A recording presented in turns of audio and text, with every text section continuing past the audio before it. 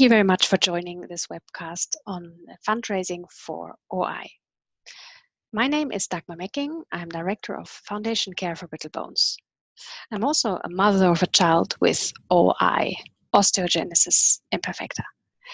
OI is a rare condition characterized by fragile bones, pain, a lot of hypermobility and muscle weakness, and many other things. OI actually has a lot of different phases with different people with OI. When we had our daughter 12 years ago, we had no clue what we had ended up with, which world. One of the things we found out quickly is that there's not a lot of research that's going on in that space, and that the ways of treating OI are quite different per country, per hospital even, and that more research is needed, particularly because it's a rare disorder and there's never enough funding for research. So this is really where we wanted to make a difference. So 7 years ago, we decided to start with Foundation Care for Brittle Bones in order to support quality of life for people with OI through research. And I remember that we had a goal in mind, which was to raise 1 million euros. And we had not raised anything at all ever before that. So we really didn't really know what we were starting. Yeah, and there's good and there's bad news. The bad news is that we found out it takes much more than 1 million euros to actually make that impact. I'm sure we've made impact. I actually have seen it many times that some of the research we have generated has come to change participation and actual physical well-being with people with OI, for instance, with regard to physical rehabilitation in children with OI. But at the same time, we also know there's so much more that could happen and needs to happen. There's lots of low-hanging fruit. It takes more money, but also it does take a lot of these, I would say, stamina or persistence in seeing projects through that usually take 2-3 years to actually deliver the value to the patient. So there's still a lot of road ahead of us.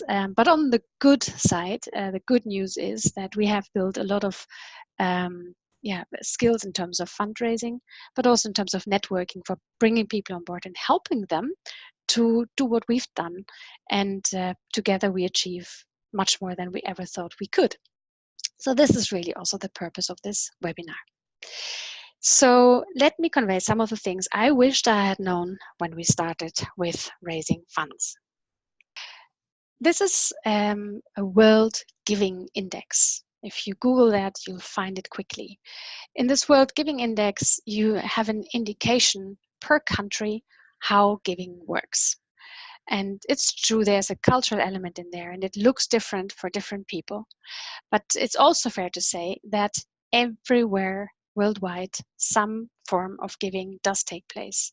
30% of people worldwide are giving money for supporting charitable goals.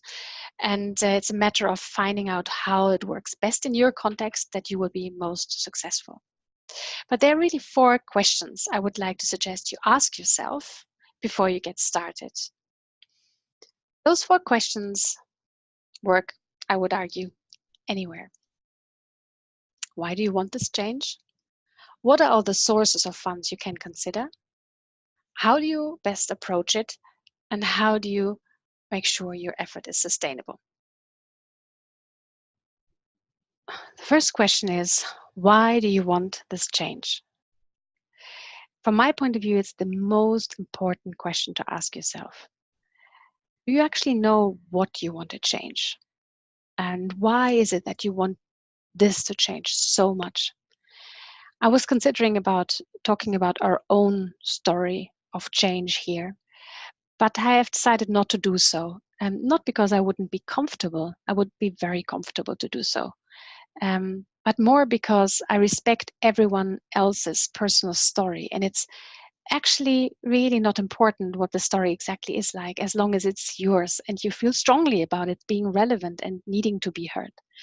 So I encourage you to find your own personal story of change and train to talk about it, practice it. You can record yourself talking about the change, or you can speak to a group of friends about it.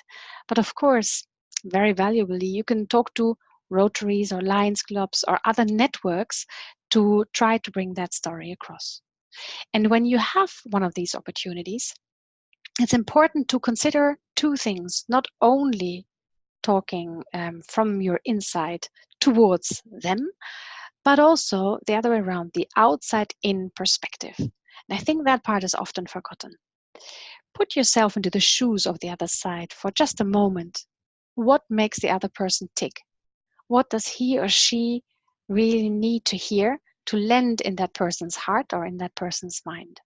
People are very different in what they enjoy and like and what they need to get into action themselves. Some people need slides and need numbers and need a high impact story and energy, and other people need photos maybe, or a look into their eyes.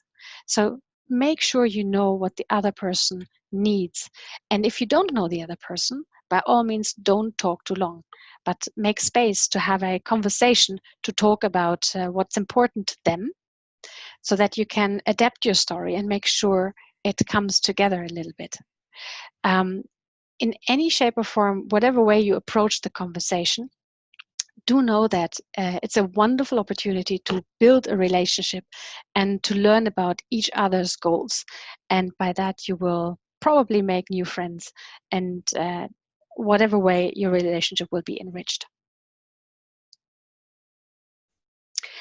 What are the other sources of funding you can consider? I was probably thinking much too narrowly originally about fundraising.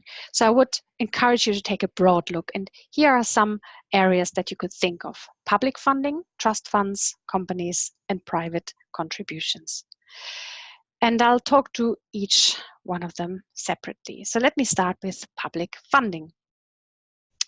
In every country around the world, it's probably fair to say that the costs that are invested into healthcare are not necessarily growing extraordinarily. Whilst that is true, it's probably also true to say that the amount of funding that is spent on projects that are relevant for patients, with a voice of the patients included, that is rising, because the public subsidy givers have understood that for making an impact, you need to involve the end user or the patient in that case. So do not underestimate it. We have in Care for Brittle Bones. The good news is that usually this information is transparently somewhere on the web. So if you look for it, you'll find it, and you'll find some criteria on what they are looking to see.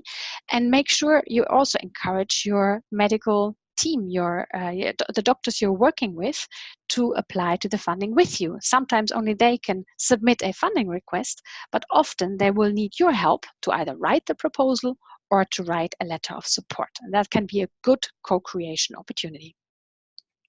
Trust funds. What are trust funds? Large amounts of money from a major donor or a corporation that have been set aside to support a specific purpose. What we found in the Netherlands, they are absolutely hard to spot. They're very not visible on the web, but they are there, and it's absolutely worthwhile to spend some time finding them through working your networks.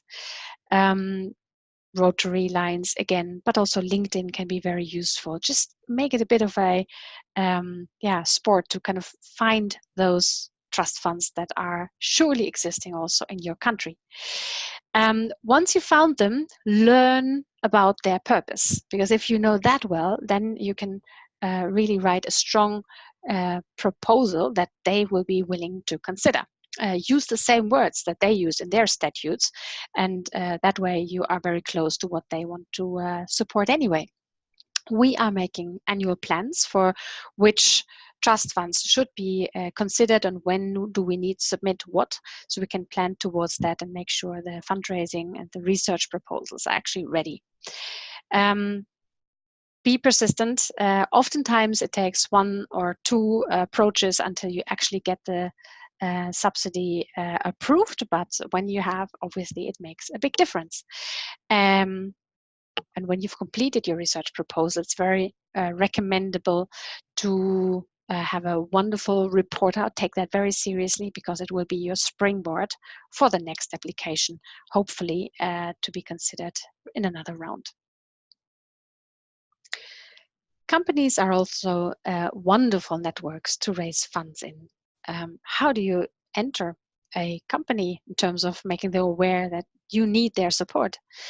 Well, oftentimes it's just as simple as finding the person within your own OI network that happens to work for a large corporation and asking if they are willing to do something. Often the companies have some kind of activity in place that doubles a fund, for instance. Crowdfunding generally is a wonderful way to engage with companies. They are, for instance, around sports activities, and with one person in the company raising funds, they can easily reach out to colleagues and try to make this a group thing. If you can, link to the company purpose. And if you have support, do not be modest, because a few €1,000 for them really is fairly small pocket money. So go for it, I would say. And do consider them as well for non-monetary funding. We've had wonderful support from them for printing or audiovisual support. A last tip for companies would be they usually have very strong internal processes that they like and they need to follow. So don't come with too many own suggestions, but rather go with whatever their approach for communication and compliance are. And if you make them happy, they will come back. Finally, we come to the area of private contributions. Many people are thinking of this area as begging, for instance, asking for money simply. But that's really the last thing this is all about. For me, this has become a great source of fun and joy and inspiration, I have to say. But it all really starts with one thing you need to embrace. It is the freedom for not giving. It's important to leave everyone completely the choice whether they want to give for your purpose, for OI, or for something completely different. There's so many good charities around and so many good purposes, and people do give. Nobody has to be expected to do something for our foundation or for OI in general. And this needs to come across very sincerely and will make any conversation much more relaxed and pressure-free. Instead, it actually turns into a conversation around what do you care about and what's important to you. So about shared purpose and genuine caring. And it unleashes the creativity and the fun that you want to have, thinking together on how good things in the world can be created. Most importantly, in this area, make sure that you're delivering on your promise, because in the end of the day, that will be the reason why people continue to come back and continue to support. Here are some of the activities that we have done in Care for Brittle Bones to raise funds. You will see, if you look at some of those words, that it's an enormous diversity there. And I can tell you, we had so much fun. I'm sure when I'm going to be in the elderly home one day, I will still remember many of the events that we've organized to enable research for OI. So much fun. There's also a bit of a grouping that you can make. Events, crowdfunding, sales, and then the everything else bucket where many other things also fit. Just to say a couple of things about the area of events and crowdfunding and sales. For events, I can warmly recommend to organize events that are at low cost or at no cost. It keeps risks out and it makes them extra special because people feel that vibe even before the event occurs, that everyone is giving the extra free time, putting in a lot of extra effort to make it work. Also in that area, consider how much effort do you need to put in for whatever you get out. Smart choices can be helpful to make sure you will organize the next event thereafter.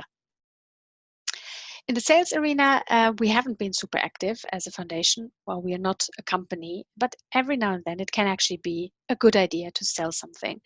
But then make it scalable and make sure it really fits the purpose of your foundation. In the area of everything else, make sure there's enough space for creativity for the volunteers that you are trying to connect to your foundation's cause. Because if they have space and if you're managing the risks a little bit, this will be an area where they can put their heart and soul in, which is wonderful to see.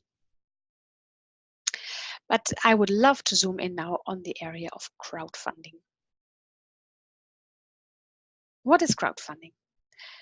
There is traditional funding, one big institution of for instance, a trust fund giving a large amount of money to enable a research project. But there's also crowdfunding these days, which is small bits and pieces of money to enable the same thing, but it's really the amounts of small bits and pieces that realizes the project. What you need for that are three things, three C's actually: a good cause, a crowd, and a crowdfunding platform. The cause is usually the easier part. With OI, I think we have a very good cause, a very clear cause for action. The crowd is the network that you want to engage. And thirdly, there's the crowdfunding platform. Crowdfunding platform is usually the area that is a bit tricky and quite complicated, but absolutely has to work like a charm because it's needed to make it user-friendly for people that want to crowdfund. They want to set up a web page of some kind. It needs to be very easy for them, but also for the donors. They need to understand kind of intuitively how they can donate and support the cause. You also want to make sure it is safe from a financial transaction point of view. So all of that really needs to run like a charm. What we found is that there's many crowdfunding platforms out there. They kind of all work, but many of them have things that we did struggle with, and we ran into some barriers. So there are big differences. Let me give you one example. Facebook, for instance, does not work with Ideal, but just with PayPal. Well, you don't want to know how many negative comments from donors who wanted to sponsor we've had because they could not use their preferred payment method. So that really doesn't work in some countries. And other areas, for instance, do take quite a significant fee for handling the financial transaction. Or it takes a long time until you actually see the money. So there are many individual issues with each of those platforms. And we thought at some point in time that it would be a good idea to make this a very easy area for everyone in OI who would like to fundraise for OI. So we've established a platform called Action Platform Research for OI. And it is for everyone to use. It's not just for Care for Brittle Bones, it's also for other patient organizations that want to use it. And hand on heart, I do believe it is the very best solution that currently exists for crowdfunding for OI research. So here are some of the reasons why it's so worthwhile. We can use it for crowdfunding from individuals. So every individual person who wants to run or so can use it. But also it is something that patient organizations can use. So you can also put your logo of your own patient association into the research platform. It's super cost effective. All the money that you are raising goes straight to the research. So no extra costs that would be deducted. There is several languages available. There's a help desk. It's really like running very smoothly. It's also very flexible. It's useful for the traditional crowdfunding, but also, for instance, we can use it for a specific research project, and we can use it for instance, a project like the conference fee activity to enable people to participate in the conference Quality of Life for OI. I'll come back to that in a moment. For now, I would like to just show you live how actually that space works in terms of sharing your own action page, developing your action page and sharing it. So here's the action platform research for OI. I want to show how that actually practically works. So when people go to this website, they can directly click on join in now and they can create an own personal fundraising page. What they can also do is they can adhere to one of the projects that we have set up already. One of them, for instance, is a run taking place shortly in The Hague, the CPC Run 2019. If I click on that, it opens up that specific website, and you can see that 2 people have already set up their funding websites. These are Rose and Paul Pickering. If I just take Paul's to give you an example, he has created his own website. You can see here the link to his personal web space, which he can share per email or in any other way he wants with his network and community. And when people then click on the link, they would end up with his fundraising page and can see who else has donated and who has left funny remarks, for instance, like the one below. And they can eventually, after reading also the motivation of Paul, who's a friend of a dad with a child with OI, they can click on Donate Now. On that page, they can leave an amount or choose one of the frequently selected amounts. They can choose if they want to use transaction fee, yes or no. Most people actually are happy to take that transaction fee, but otherwise our foundation is carrying that. They provide the essential information. They can choose if they want to have our foundation's newsletter, which really nobody has to tick that. They can donate anonymously. They need to accept the terms and conditions, and then they have a range of payment options, which are all absolutely safe. You can see here the icon for a safe transaction as well. So that is really all it takes. They can also leave a message then to Paul or to anyone else that they would like to support. I would also like to point out to the opportunity to raise funding for a ticket for attending the conference Quality of Life for OI. So let me explain a little bit more about what this is about. Between the 22nd and 25th of November, we are organizing a very large conference for quality of life for OI. 300 researchers and clinicians in Amsterdam, and hopefully some 100 people with OI who are talking about what it takes to improve quality of life. A very exciting endeavor, and to be part of that is really important because we want people to have a voice at the table when it comes to the priorities that need to be realized to make a difference. So we thought the travel as well as the hotel are costly enough. We want to make sure that people can fund their own conference ticket. It's just the participation in the conference itself. And for that, we have created this website. So people can set up their own fundraising page for asking for support in their surroundings, for having a voice in that conference. And just by clicking Start Fundraising, it will enable them to generate their own website and generate 500 euros. And by that, we pay that person's conference participation. I think a really straightforward way for making sure people's voice does get heard. And I'm returning to the slides to show you a couple of don'ts and do's. So once you have created a slide, it's important not just to let it sit there, but be very proactive and farm it out, bring it to the attention in personal ways. Don't share it with few people only. Make sure it is shared widely and make it pressure-free. In that way, you can, without any problem, share it with many people. And if they do care about it, wonderful. And if they don't, it is absolutely just as wonderful, because people are allowed to care for different things. The pressure-free environment we want to create. Also, in your language, when you're setting up your website, make sure it is making people with OI proud and happy.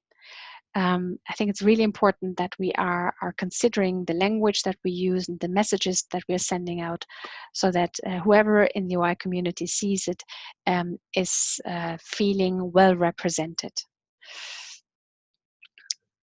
Some of the important do's: stay positive, always. It seems so obvious, but it's not. Sometimes with fundraising, you will see people are having the best intentions and still they will just not what they intended to do. Different priorities, chaos in people's lives, they're over, over triggered with all kinds of things going on around them. You can remind them, of course, and you should, but in case that it doesn't work out and they've just created a fundraising page and they are not using it, I would suggest to just let it go and remain positive always, because they may come back another time and support you then. When a fundraising page has been created, it's really smart to first send it to 3-4 people that will donate and substantially donate even. Only thereafter approach other people, because then they can already see how it's supposed to work and it makes it much easier for them. The message on the fundraising page should be really personal, short, simple, of course a picture. That will work. More than 5 sentences, not a good idea. Share your page probably like 3 times. People tend to forget, too busy, and they really appreciate it when you send it another time. Well, more than 3 times, probably not a good idea, but up to 3 times, totally appropriate. You can share the link to the personalized website via, for instance, email, using the BCC function when you are sending it to many people, WhatsApp, Instagram, Facebook. Start about 6 weeks in advance, ideally, but I have also seen people raising €1,000 within 24 hours amongst others. So it's really about the network of the individual. Set a realistic fundraising goal of 200 to 500 to maybe €1,000, again, depending on the network of the individual. Consider a group fundraiser to trigger a little bit of that competitive instinct. That can be helping a lot to get the fundraising impact up high. And once the event has finished, make sure you report out on the result and thank the donors, of course, because some of them may have forgotten to donate and yet again say, oh, other people have donated and are still going to donate. And those people that have donated will be very appreciative of your thank you at the end of the day. If you find anything difficult around crowdfunding, it's really not. But you can approach Daniele De Bacca for some help. She has been a volunteer in our foundation from day one almost, and she's willing and able to help also, working on the backside of your fundraising page and thinking with you how you can make this most pretty and most effective. Now we come to the last question: how do you make it sustainable? That part again is lots of fun, really. Make sure you are sending that positive energy back. If you are have accomplished something together, it's worth celebrating that. It's celebrating it for yourself. Give yourself a break. Make sure you really appreciate what has been achieved by other people because of your request, but also give that kind of love and happiness back to all these people that have contributed their time, their funding, or other networks or whatever it may be. And there's so many ways to say thank you. But once more, consider what will make the other person happy. Can be a small gift. We continuously raise small gifts, ask for donations of small things that are left here and there, but will make just that extra feel good for somebody who has done an activity, and you can give something tangible for them to thank them for their efforts.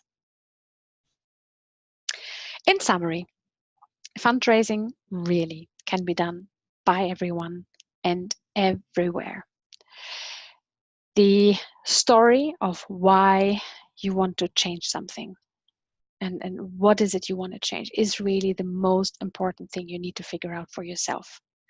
Find that emotional spark in your own story. And then once you have that, consider all the options that are available to you for raising funds. There are many sources that usually exist, and sometimes it's about digging a bit deeper, but find those sources that you feel comfortable about.